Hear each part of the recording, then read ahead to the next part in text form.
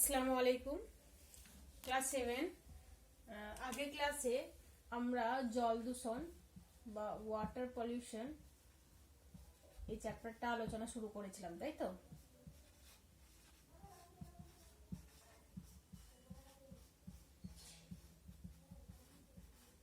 জল দূষণ বা ওয়াটার পলিউশন। তো জল দূষণ আলোচনার শুরুতেই আমরা আলোচনা করেছিলাম যে জল দূষণ জিনিসটা কি আর জল দূষণ কিভাবে হচ্ছে এগুলো আমরা আলোচনা করেছিলাম, তাই তো? আর পৃথিবীতে মোট জলের পরিমাণ কত আর কতটুকু জল মিষ্টি জল আর তার মধ্যে কতটুকু জল আমরা ব্যবহার করে আমাদের ব্যবহারযোগ্য জল কতটুকু সেগুলো আমরা বলেছিলাম। আর কোন কোন কারণে জল দূষিত হচ্ছে সেগুলো নিয়ে একটু আলোচনা করেছিলাম। কোন কোন কারণে বলো তো?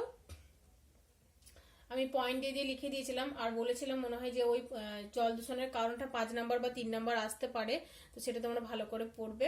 তো জল দূষণের কারণগুলো আমি আজকে আর একটু তোমাদেরকে মনে করিয়ে দিচ্ছি। দেখো, প্রথম কারণ হচ্ছে শিল্প কলকারখানা থেকে জল দূষিত হচ্ছে।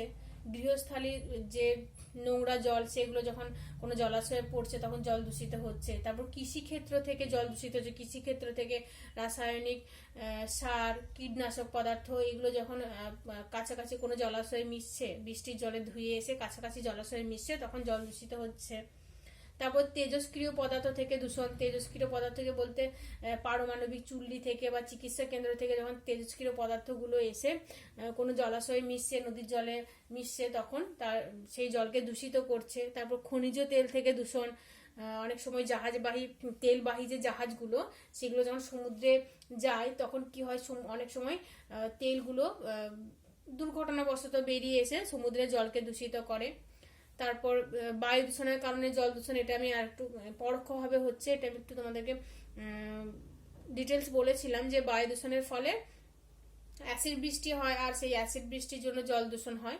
তারপর আর্সেনিক দূষণটাও বলেছিলাম। আর্সেনিক দূষণের ফলে সেই জলটা যখন আমরা ব্যবহার করি তখন অনেক ধরনের রোগ দেখা যায়, ব্ল্যাক ফুড ডিজিজ হয়, তাই তো?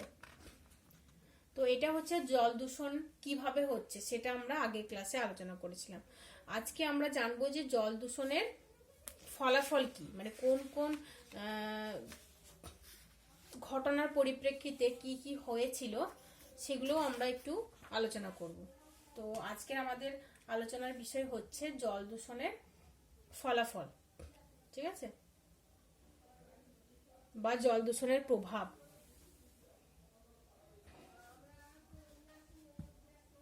জল দূষণের ফলাফল বা প্রভাব।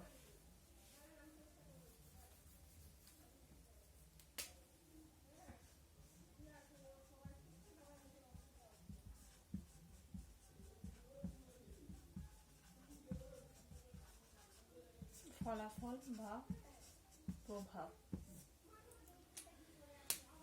তো দেখো,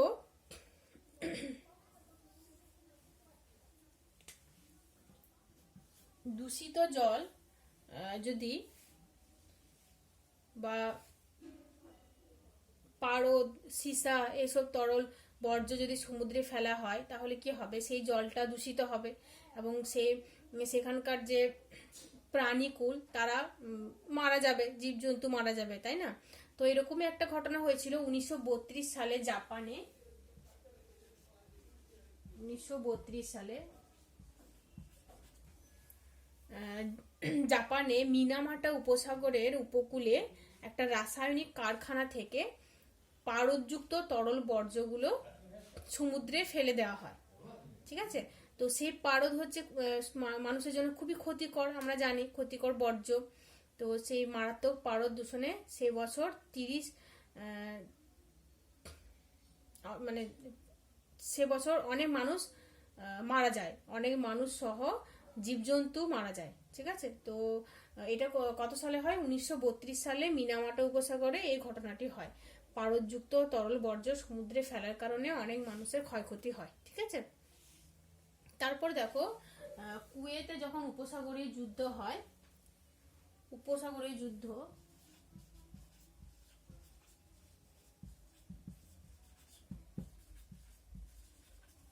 তো উপসাগরীয় যুদ্ধের সময় কুয়েতে প্রচুর তেলের কূপ যেগুলো, যেখান থেকে তেল উত্তোলন করা হয়, সেগুলো জ্বালিয়ে দেওয়া হয়।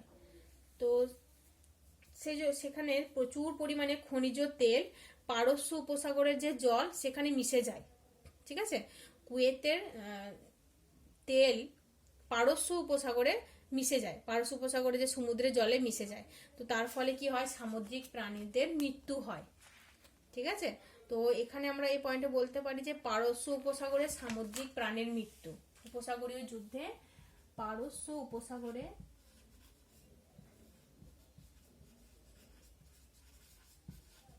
সামুদ্রিক প্রাণীর মৃত্যু।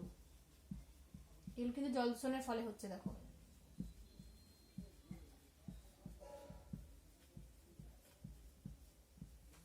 এই যে দেখো 2020 সালে বেইরুটে একটা গ্যাস দুর্ঘটনা হয়, অ্যামোনিয়া গ্যাসের দুর্ঘটনা হয়, তোমরা জানো নিশ্চয়ই। তো বেইরুটে বিশাল বড় একটা বিস্ফোট হয়, তার ফলে অনেক মানুষের ক্ষয়ক্ষতি হয়। তো এগুলো মানুষের সৃষ্ট, মানুষের বিভিন্ন কার্যকলাপের ফলে এগুলো হয়, তাই না? তো এই জন্য এই দূষণগুলো যাতে না হয়, এইসব দুর্ঘটনা যাতে না হয়, সেই জন্য মানুষকে সচেতন হতে হবে। তো তাহলে এই দূষণ থেকে মানুষ এবং প্রকৃতি, পরিবেশ সবই রক্ষা পাবে, তাই তো? আমাদেরকে সচেতন হতে হবে। নেক্সট দেখো, জল দূষণের ফলে কি হয়। হলদিয়ায় পেট্রো রসায়ন শিল্প গড়ে উঠেছে, আমরা জানি। তো হলদিয়ায় পেট্রো রসায়ন শিল্প গড়ে ওঠার পর থেকে হলদি নদীর মোহনায় ইলিশ মাছের আনাগোনা কমে যায়। যেহেতু মানে হলদি নদীর পয়েন্ট লিখে দিয়ে আমি বলছি, ইলিশ মাছের আনাগোনা কমে যায়। কেন কমে যায়? জল দূষণের জন্য। কারণ হলদিয়ার যে হলদি নদীর মোহনায় প্রচুর পরিমাণে দূষণ হয়। কেন দূষণ হয়? কারণ হলদি নদীর কাছে মানে হলদিয়া পেট্রো রসায়ন শিল্প গড়ে উঠেছে। তো পেট্রো রসায়ন শিল্প গড়ে ওঠার জন্য সেখানকার জলটা এতটাই দূষিত হয়ে গেছে যে সেখানে ইলিশ মাছের সমাগম আর হয় না। ঠিক আছে, তো এটা জল দূষণের একটা ফলাফল। নেক্সট দেখো, পূর্ব কলকাতার যে জলাভূমিগুলো, সেখানে মাছের চাষ হতো আগে, অনেক অনেক বিভিন্ন রকমের মাছ চাষ করা হতো।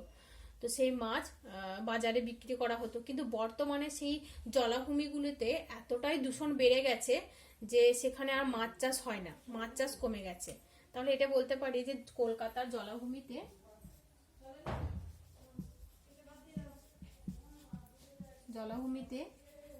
মাছ চাষ কমে গেছে। কেন কমে গেছে? জল দূষণের ফলে। তো এটা তোমরা একটু গুছিয়ে নিবে যে জল দূষণের ফলে কলকাতার জলাভূমিতে মাছ চাষ কমে গেছে। ভেড়িতে মাছ চাষ করা হতো, সেই মাছ চাষ কমে গেছে, মাছের উৎপাদনও কমে গেছে।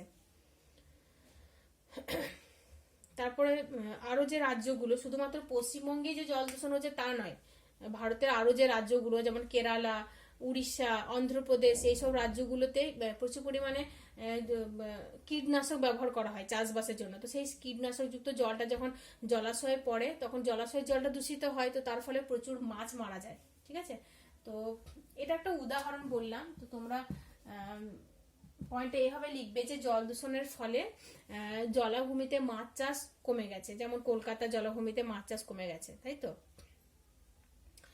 নেক্সট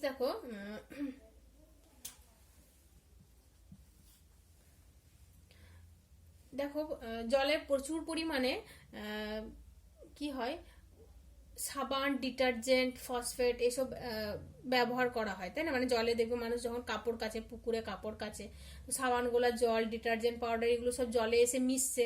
তো তার ফলে কি হয়, যখন এই সাবানগুলা, জল, ডিটারজেন্ট, ফসফেট জলে মিশে, তখন প্রচুর পরিমাণে শৈবাল জন্মায়। ওই জলের মধ্যে প্রচুর পরিমাণে শৈবাল, আগাছা, কচুরিপানা এসব বেড়ে যায়। এর ফলে কি হয়, জলের মধ্যে যে অক্সিজেন থাকে সেই অক্সিজেনের পরিমাণটা কমে যায়। আর অক্সিজেনের পরিমাণ কমে গেলে কি হয়, মাছ ও জলজ প্রাণীরা মারা যাবে, তাই তো? তো দেখো, দূষণের পরিমাণ এতটাই বেড়ে গেছে, এই যে সাবান, ডিটারজেন্ট এইসব ব্যবহারের ফলে জলাশয়ে শৈবাল, আগাছা, কচুরিপানা এত বেশি বেড়ে গেছে যে জলে অক্সিজেনের পরিমাণ কমে গেছে। তো তার ফলে জলজ মাছ এবং জলজ প্রাণীরা, জলজ মাছ কেন বলবো, মাছ এবং জলজ প্রাণীরা মারা যায়। তো তো এই যে ঘটনা, এটাকে বলা হয় ইউট্রোফিকেশন। কি বলে? ইউট্রোফিকেশন। তো জল দূষণের ফলে ইউট্রোফিকেশন হয়ে থাকে, এটাও একটা ফলাফল। আর তোমাদের 2 নম্বর এই কোশ্চেনও আসতে পারে যে ইউট্রোফিকেশন কি, ঠিক আছে?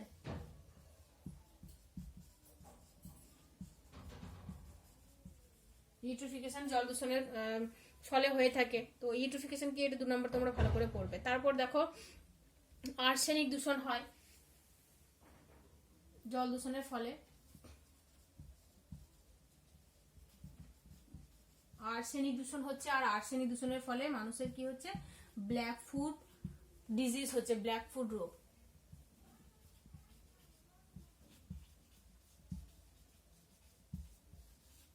ব্ল্যাক ফুট রোগ হচ্ছে।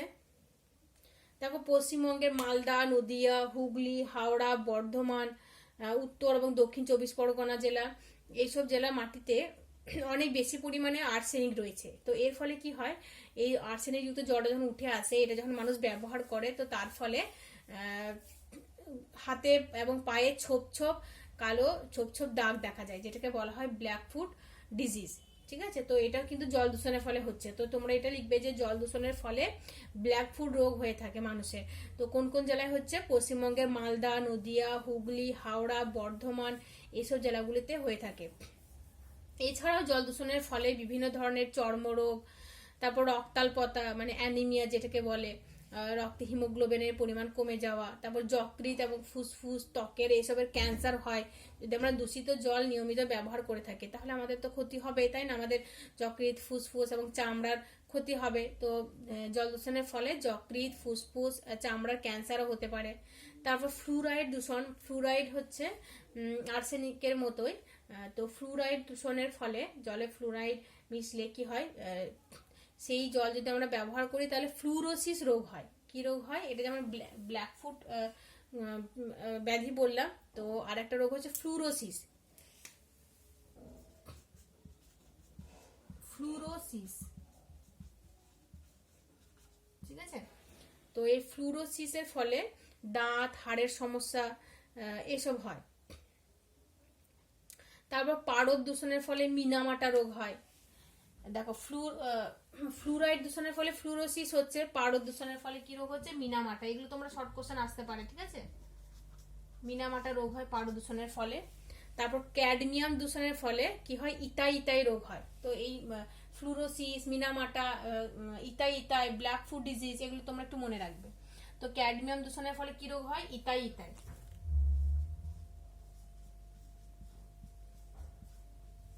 ইতাই ইতাই, ঠিক আছে?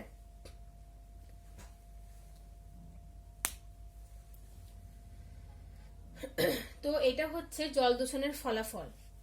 বিশ্ব স্বাস্থ্য সংস্থা, যেটাকে বলা হয় ওয়ার্ল্ড হেলথ অর্গানাইজেশন,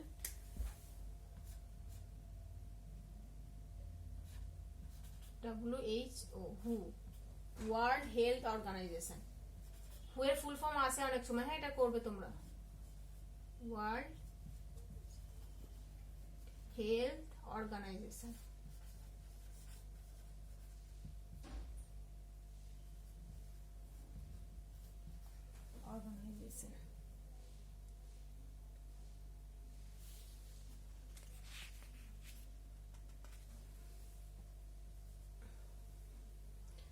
ঠিক আছে? তো এই স্পেলিংটা তোমরা লিখে নাও, ওয়ার্ল্ড হেলথ অর্গানাইজেশন, যেটাকে বলা হয় বিশ্ব স্বাস্থ্য সংস্থা। তো এই বিশ্ব স্বাস্থ্য সংস্থার মত অনুযায়ী প্রতি বছর 30 লক্ষ মানুষ, 30 লক্ষ শিশু, বাচ্চা ডায়রিয়া এবং আরো অন্যান্য জলবাহিত রোগে আক্রান্ত হয়ে মারা যায়। বুঝতে পারছো জল দূষণের ফলে কত মানুষ মারা যায়? 30 লক্ষের বেশি শিশু মারা যায়। তারপরে আরো যে অন্যান্য রোগ হয়, আমাশয়, তারপর পেটের অসুখ, এই জল দূষণের ফলে আরো অন্যান্য মানুষের ক্ষয়ক্ষতি হয়, জীবজন্তুদের ক্ষয়ক্ষতি হয়, এগুলো হয়ে থাকে। তো এই জল দূষণ থেকে আমাদের শরীরকে রক্ষা করার জন্য আমাদেরকে বিভিন্ন কাজ করতে হবে। কি কি বলতো? যেমন আমাদেরকে বিশুদ্ধ পানীয় জল খেতে হবে, যেটা একদম আমাদের শরীরের জন্য ভালো, যেটা যেটা একদম জীবাণুমুক্ত। তো জীবাণুমুক্ত বিশুদ্ধ পানীয় জল আমাদেরকে খেতে হবে। আর কিছু পরিষ্কার পরিচ্ছন্নতা আমাদেরকে মেনে চলতে হবে। যেমন সাবান দিয়ে হাত ধোয়া বা হ্যান্ড ওয়াশ দিয়ে অনেকে হাত ধোয়, পরিষ্কার পরিচ্ছন্ন করে হাত ধোয়া। তারপর পরিষ্কার পাত্রে জল রাখতে হবে, নোংরা পাত্রে জল রেখে সেটা খেলে হবে কি? সেটা খেলে হবে না, আমাদের শরীর খারাপ হবে, তাই তো। তারপর আমরা যে শৌচাগার ব্যবহার করি সেটাকে আমাদেরকে পরিষ্কার পরিচ্ছন্ন রাখতে হবে। আর নোংরা আবর্জনা যেগুলো যেগুলো আমরা ব্যবহার মানে ধরে না আমরা কিছু খাচ্ছি, খাওয়ার পরে সেই নোংরা আবর্জনাগুলো যেখানে আমরা থাকছি সেখানে ফেললে হবে না, নোংরা আবর্জনাগুলো নির্দিষ্ট জায়গায় ফেলতে হবে। তো তার ফলে জল দূষণ অনেকটা কম হবে এবং আমাদের শরীরের রোগটাও অনেকটা কম হবে, তাই না? তো এটাই হচ্ছে জল দূষণের ফলাফল। এরপরে দেখো আমাদেরকে জল দূষণের প্রতিকার জানতে হবে, যে কি কি করলে এই জল দূষণটা কম হবে। জল দূষণ কমানোর উপায়গুলি আমাদেরকে জানতে হবে। দেখো, শুধুমাত্র যে জল দূষণ আটকাতে হবে তা নয়, জলের অতিরিক্ত যে ব্যবহার সেটাও আমাদেরকে কমাতে হবে। তবেই আমাদের যে জল সংকট সেটা আমাদের কমবে। বর্তমানে এবং ভবিষ্যতে আমরা এতটা জল সংকটের সম্মুখীন হব যে আমরা জলের জন্য হাহুতাশ করে মরে যাব। দেখবে একদিন আমাদের হোস্টেলে, আমরা যখন হোস্টেলে থাকি, একদিন যদি জল না আসে তাহলে আমাদের কি অবস্থা হয়, তাই না? চারিদিকে জলের জন্য ছোটাছুটি করি, হাহাকার অবস্থা হয়ে যায়। তো সেই তীব্র জল সংকট যাতে না হয় সেই জন্য আমাদেরকে এখন থেকেই জল দূষণের প্রতিরোধ করতে হবে। আর কি করতে হবে? জলের অতিরিক্ত ব্যবহার কমাতে হবে। মানে শুধুমাত্র নিজের প্রয়োজনে যেটুকু জল দরকার সেটুকু জলই ব্যবহার করতে হবে, ঠিক আছে? তো এবার আমরা আলোচনা করব জল দূষণ কিভাবে প্রতিরোধ করা যায়। জল দূষণের প্রতিরোধ বা প্রতিকারও বলতে পারি।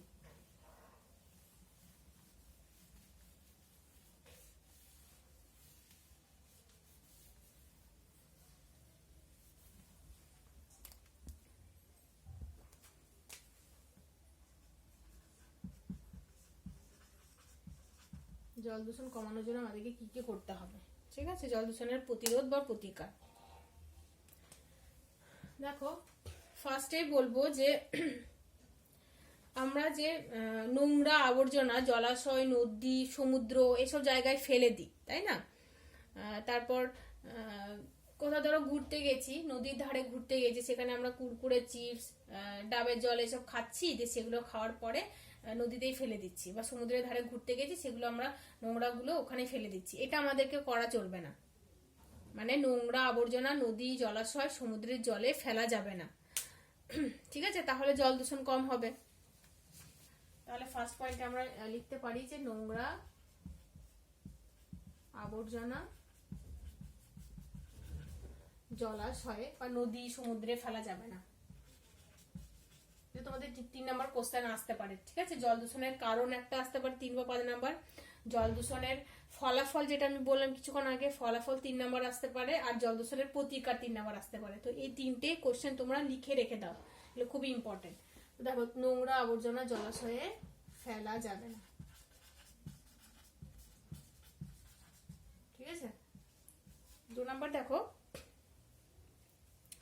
আমরা অনেক সময় পুকুরে গরু মোছে স্নান করাই, কাপড় কাচি। তো এর ফলে ইউট্রোফিকেশন হচ্ছে কাপড় কাচার ফলে। তো সেই জন্য জলে গরু মোছে স্নান করানো এবং কাপড় কাচা বন্ধ করতে হবে। কাপড় কাচা বন্ধ করতে হবে, তাহলে জল দূষণ অনেকটা রোধ হবে। 3 নম্বর দেখো, শহর এবং গ্রামের দেখবে মানে কলকারখানা, শহর এবং কলকারখানার দূষিত যে জলটা সেটা আমরা নদীতে বা সমুদ্রে ফেলে দিই, তাই তো? অনেকেই শহরের এবং কলকারখানার দূষিত জল নদীতে ফেলে দেওয়া হয়, কিন্তু সেটা না করে কি করতে হবে? সেই জলটাকে পরিশোধন করে তারপরে সমুদ্রে বা নদীতে ফেলতে হবে। তার মানে পরিশোধন করে সেটাকে আবার ব্যবহারও করা যেতে পারে। মানে দূষিত জলটাকে পরিশোধন করে ব্যবহার করতে হবে, ঠিক আছে? দূষিত জল পরিশোধন করে, তোমাদের বইগুলো সবই রয়েছে, তো তোমরা বই থেকে ভালো করে পড়ে নেবে। পরিশোধন করে ব্যবহার করতে হবে,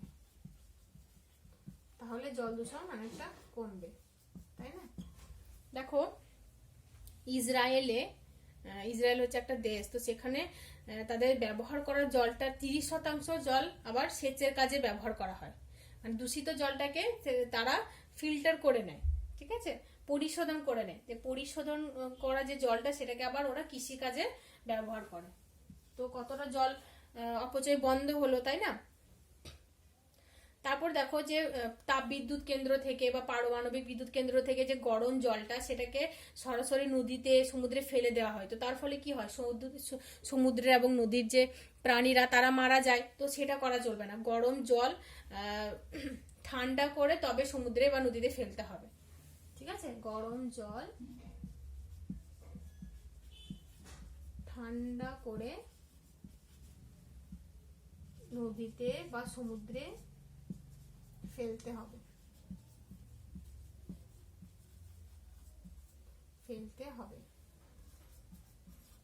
ঠিক আছে, নেক্সট দেখো, এই যে বললাম আমি তেলবাহী যে জাহাজগুলো যখন সমুদ্রে যায় তখন অনেক সময় অ্যাক্সিডেন্টের ফলে সেই তেলগুলো বেরিয়ে এসে জল দূষিত হয়, তাই তো?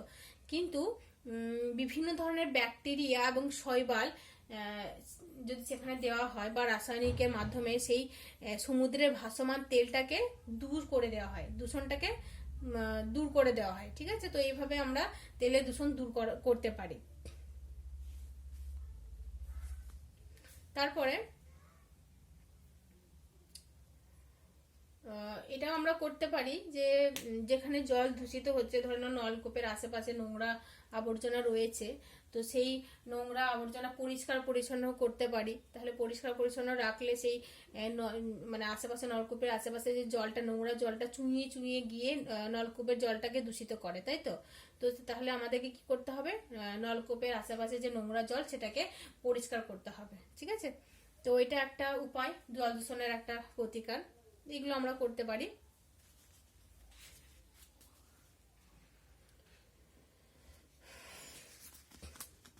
তো এগুলো হচ্ছে জল দূষণের প্রতিকার। জল দূষণের প্রতিকার এগুলো তোমরা করবে। 5 নম্বর পয়েন্ট আমরা এভাবে লিখতে পারি যে সমুদ্রে ভাসমান তেলের দূষণ দূর করা। সমুদ্রে ভাসমান তেলের দূষণ দূর করা। ঠিক আছে, এটা কিভাবে দূর করবে বললাম আমি, ওই যে বিভিন্ন ব্যাকটেরিয়া এবং শৈবাল দ্বারা এই দূষণটাকে দূর করতে হবে, সমুদ্রের উপরে তেলটাকে দূর করতে হবে, তাই তো? তো এটা হচ্ছে জল দূষণের প্রতিকার। তাহলে দেখো আমরা জল দূষণের কারণ, তার ফলাফল এবং প্রতিকার এই তিনটেই জানলাম। এবারে দেখো আজকে এটুকুই থাক, নেক্সট ক্লাসে আমরা জল দূষণ নিয়ে আরো একটু জানবো। মানে জলের পরিমাণ তো অনেক কমে গেছে, তাই না? তো মানে পুকুরের জলটাকে আমরা খাওয়ার জন্য, পান করার জন্য ব্যবহার করতে পারি না। তো সেই জলটাকে কিভাবে পরিশোধন করব, আর আমাদেরকে কি করতে হবে, মানে তোমরা যেহেতু স্টুডেন্ট, শিক্ষার্থী হিসেবে তোমাদেরও কিছু ভূমিকা রয়েছে পরিবেশের প্রতি, তো তোমাদেরকে কি করা উচিত সেগুলো নিয়ে একটু আলোচনা করব নেক্সট ক্লাসে ইনশাল্লাহ। আর বেশ কিছু শর্ট কোশ্চেন নিয়েও নেক্সট ক্লাসে ইনশাল্লাহ আমরা আলোচনা করব। ঠিক আছে, তো আজকে এটুকুই থাক। তোমরা জল দূষণের কারণ, জল দূষণের ফলাফল আর জল দূষণের প্রতিকার সেগুলো ভালো করে পড়ো। আর পৃথিবীতে মোট জলের পরিমাণ কত, তারপরে কতটা জল আমরা ব্যবহার করছি, সমুদ্রে জলের পরিমাণ কত, এগুলো আমি আগের ক্লাসে বলেছিলাম। সেগুলো শর্ট কোশ্চেন তোমাদের আসতে পারে, এগুলো তোমাদেরকে ভালো করে পড়তে হবে। তো এগুলো তোমরা ভালো করে পড়ো, টেক্সট বই দেখে ভালো করে পড়ো। ঠিক আছে।